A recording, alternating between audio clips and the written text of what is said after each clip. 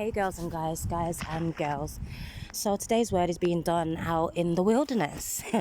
Sorry guys, but that's exactly how it feels currently, that I'm in the last parts of the wilderness, possibly. So I will say that sometimes, okay, because there's been some things going on, okay. But in saying that, the reason why I am actually outside right now is because I am taking a foster dog. Okay, I became a foster out of the blue. It's not the first time it's happened to me, to be honest. But I'm fostering this dog currently, and I'm taking her for a walk. Okay. I've been having a lot of dreams about dog walking and stuff like that as well. And I've seen her in my dreams and stuff like that, right? But what I didn't realise was, right, that God was speaking to me at the same time. Sorry about all the car noise. I didn't realise that he was saying certain things to me, okay? As you may know, if you've been with me for a little while, on one of my previous videos, I told you that God told me Deuteronomy, okay?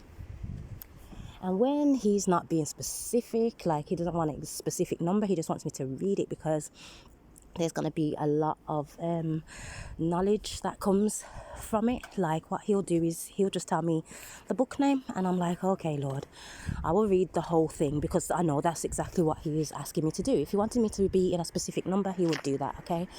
But how he speaks to me is different to how he speaks to other people, apparently, right? So in that, I went straight to Deuteronomy, and it's taken me a while to read it, okay? And one thing I will point out, okay, don't allow for anyone to make you feel like you're slow reading a specific chapter, a Bible verse, book, whatever, okay? You read it at the pace that you feel led to read it, okay? Because I've been in Deuteronomy 22 for a good few weeks, right? Because sometimes I don't get around to always reading my Bible, okay? As I said, I'm fresh to this, I'm new to this, and sometimes life happens, okay? But I will read certain other parts of the Bible, so I have kind of... Come on, let's go. Come on. It's okay, it's just a bus, come. So, yeah, I was led to read Deuteronomy, so obviously I'll go back to it when it's time for me to go back to it. But clearly, as I said, I've been in 22 for a bit, right? And I didn't realise what it was saying, okay? Like, I get the gist of what it meant, but at the time, because it was a few weeks ago, as I said, I've only had this dog for coming up to 2 weeks now, right? It was before the dog had entered my life, okay? That I was on Deuteronomy 22. And I was like, okay, yeah, fair enough, I understand what you're saying with this, but listen to this, read this, okay? You've probably started reading it already whilst I've been speaking, but you'll see where I'm coming from, okay? And it takes me to number 4, so we're not reading the whole of Deuteronomy 22, okay? We're just reading it up to number 4. So, thou shalt not see thy brother's ox or his sheep go astray, and hide thyself from them. Thou shalt in any case bring them again unto thy brother. So basically, if you find somebody's sheep, right, and they've gone astray, you bring it back to the person who it belongs to, okay? And if thy brother be not nigh unto thee, or if thou know him not, then thou shalt bring it unto thine own house, okay? And it shall be with thee until thy brother seek after it. And thou shalt restore it to him again. In like manner shalt thou do with his ass, and so shalt thou do with his raiment, and with all lost thing, and thy brothers which he have lost, and thou hast found. Shalt thou do likewise. Thou mayest not hide thyself. Thou shalt not see thy brother's ass or his ox fall down by the way, and hide thyself from them. Thou shalt surely help him to lift them up again and bring them home. Basically, I read the NIV version when I was inside, right? But basically what it's saying is, right, anything that is of your brothers, okay? Because how this situation came about, I should give you backstory. Sorry guys, I should give you backstory. I'm trying to focus walking this dog at the same time because she's a little bit hyperactive. But you shall not see your brother's sheep, ox, dog, cat, whatever it may be, right? Go astray. Behave yourself. Come on. She doesn't want to play. And you can help and not help, right? So you're not supposed to just walk away and leave them, okay? Especially when they're in dire straits, okay? So say, for instance, with this incident here. So she got given the puppy, okay? Without getting in people's business too much, but you need a backstory, okay? So she got given the puppy by her cousin, and she was okay with having the puppy where she was living at, but she did a boo-boo because she kind of knew that they didn't allow animals there, right? But she was hoping that she wouldn't be there for too long, okay? Because the situation is that it's somewhere temporary and she's waiting for her forever home, okay? So she brought this dog there, and she was okay with it for, say, roughly about a month. And, you know, she left out, and this dog is a very hyperactive dog, okay? I'll show you the dog shortly, right? But it's called a Dutch Shepherd, right? And you can go and read up about them. They're herding dogs, okay? So when I say herding dogs, it means that they use them basically like on the farms to round up all the sheep and things like that, okay? And recently, like recent years past, they've been used a lot as police dogs, right? Because like they're good to train. Sorry.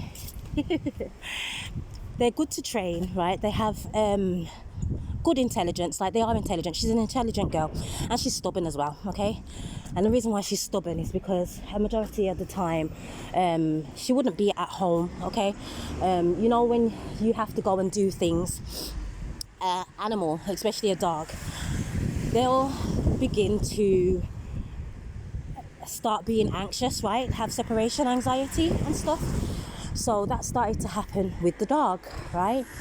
And then she started to have behavioural issues.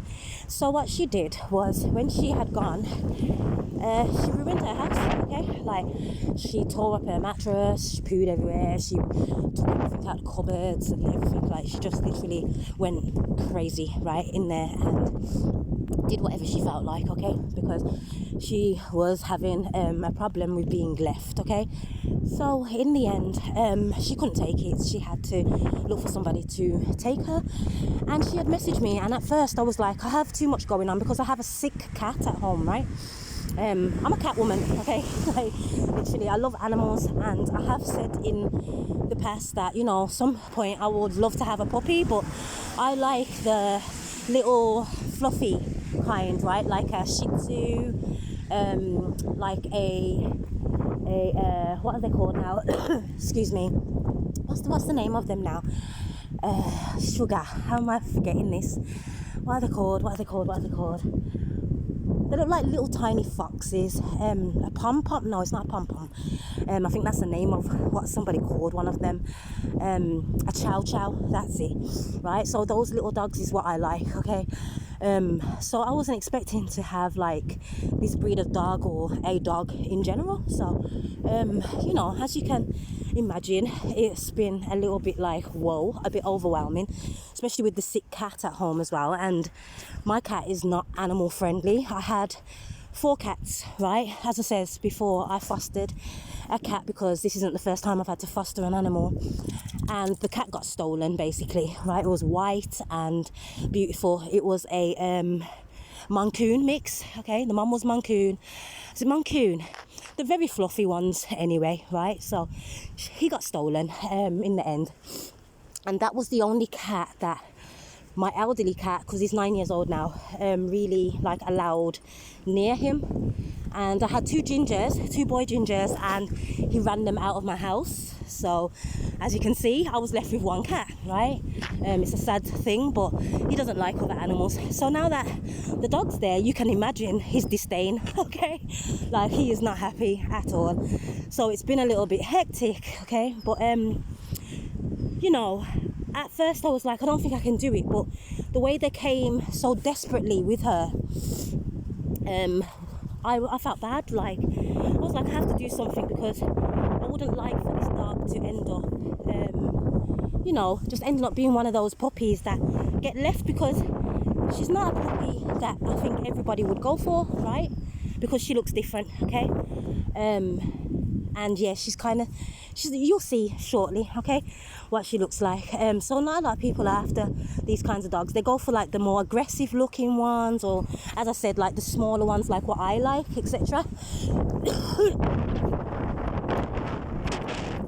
So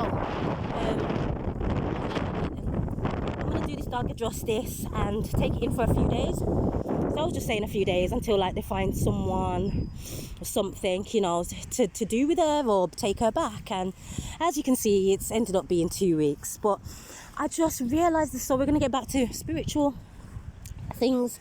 I just realized exactly what was going on. So it was this morning, I looked and I says, right, I need to get back into my Bible before I go and take this dog for a walk and read the next scripture, which is 23, which also he's been speaking to me about as well, right? Weirdly enough, but not weird because it's God, right? And then I looked and I was like, oh my gosh, like this is exactly what he was telling me was about to happen, basically, right? Not in exactly the same way, but you can see that he will speak to you, right, before something happens. As he says, warning comes before destruction, okay? Like, to be honest with you, you can't really call this destruction, even though she is a little bit hyperactive. She's just an animal, okay? But he did put warning in before she arrived, okay? So before the tornado arrived, that's as I like to call her, he actually spoke to me through the Bible verse that he told me, the Bible book that he told me to go to. So I should have been taking heed really what was being said to me. Sorry about all the wind. We're not open. Oh, hold on. I'll take her to the park. Come on. Run around a little bit. She feels like it, and have a little sniff. Obviously, I've got my plastic bag with me just in case she decides to throw down a nice hot and steamy, you know. I'm not completely unreasonable, you know. But, yeah. So I'm going to show you her now, okay? And I hope I can. Actually, I don't know if I can put the video on. If I can just use the screen without turning on the video, one of the two, right, so that you can see her. Right, Sasuke, hey girl. So this is Sasuke, okay, Sasuke, as we like to call her. And yes, she's found my scarf again. Off. Right, yeah, she gets very hyper, okay? And it gets like this, okay? Lead biting, like I'm trying to train her to be less, you know, naughty. And this is what I get sometimes, okay? Hey, behave. No, stop, let go. That's it. So I'm still learning her commands, still learning about her. Like sometimes when we're ready to walk, I have to say to her, let's go, in order for her to move. So I suggest that nobody gets a puppy, okay? I would say rescue dogs are very good, much better, and you might find that it's a lot easier on you individually, because yeah, having to train a puppy is not easy pickings, guys, right? And I am having to deal with this now for a little while until they at least find someone or she becomes a permanent feature in my life. I'm not sure what's going to happen from this point, but to be honest with you, I don't have room for a dog right now. Sit down, sit, that's enough. I have to be speaking to her over and over again, and as you can see, sometimes it gets a little bit like that because she doesn't like to listen and she's stubborn, okay? So yes, that's my word for this instance with what God was speaking to me in Deuteronomy 22. In Deuteronomy 23, recently I've done a word about sexual addiction, okay, because it's something that I've had to be battling with myself. And in Deuteronomy 23, there was a section at the beginning also, and I was like, what does this mean? When I went in it was speaking about when a person soils themselves. Like when I looked up the word that was used, it means like when a man ejaculates prematurely. Let's say they have a wet dream or something like that. Okay, that's how I perceived it. That man should leave the camp, right, for a while until nighttime, get himself cleaned up, and obviously pray again, and make himself holy again before he enters the camp. Because with the sexual sins, it's like an opening for the enemy, okay, to come in and think that he can cause havoc in your life, right? And I'm going to take you there. Actually, I'm going to take you to Deuteronomy 23.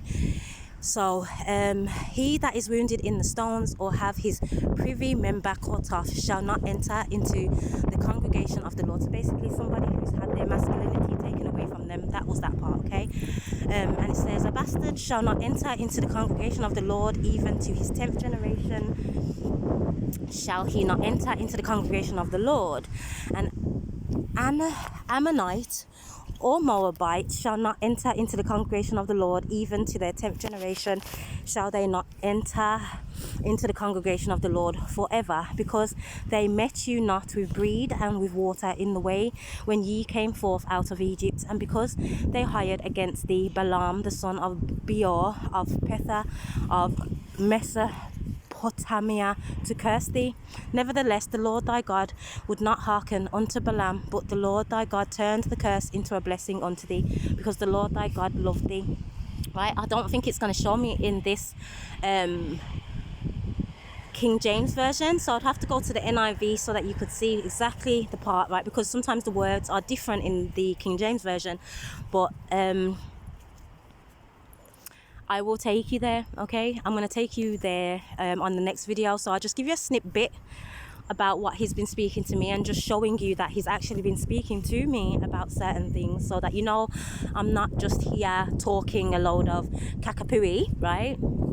And you have an understanding that he will speak to you, okay, whether you're actually reading your Bible right now, or you're just living life or watching certain programs. He will speak to you in ways that you will understand that it's actually him who is speaking to you, okay? He's trying to tell you something, because it will feel like, oh my gosh, like I heard about that just the other day, or this happened just the other day and I didn't think anything of it then, but now it's making sense. Like, that's how God speaks, okay? Those little coincidences that you think are coincidences, because there are never any coincidences, okay? Nothing is a coincidence in life. Everything happens for a reason, okay? So when those things do actually occur, you'll know for yourself that that is literally the case, right? That is what is happening. So I hope that this word was hearable. I hope that you heard everything the way that you were supposed to hear it, and you can hear, understand and acknowledge what I've been saying, and maybe had a little bit of fun and a laugh at me because of this dog, whatever it may be. But I've got to go now because I have a few other things to do. I just take her for a walk early morning, run her out, get her to do her poopy doops, and then from there go and continue the rest of the day. And most times she needs a walk about 3 times a day. So hey, behave yourself. I don't know why you're barking. You need to behave. She'll mess you up, okay? You hear the dog barking? She's not been around a lot of animals. She's been around 2 dogs, right? She's seen 2 dogs so far, but she's not really like socialized with them yet. So she thinks that she's big and hard, but she does need to be socialized a lot more, right? Which is why most of the time I feel to take her out and stuff like that. But she's hard work sometimes, She's what she is. She gets too hyperactive and she thinks that she's big and hard. She thinks she's the hard guy. She does, So the adventures of Carly and Sasuke, by the looks of it, right? For how long, I am not sure, but some of them may be done on these little dog walks that we're having. because it's a lot easier for me to get them out early in the morning, so I can do two things at once, you know, and live my life without there being any kind of other distractions in the way. But you know, he's made me so that I can cope with everything that comes my way. So I give thanks and praises for the experiences that he is enabling me to have, whether that is me having adventures with a puppy, okay? We gotta be thankful for what he's doing in our life, okay? And even the good and the bad times, we just take them as they are. We work through them, we get through the seasons, okay? As I've said, this is kind of like my wilderness, like the end part where I'm coming out.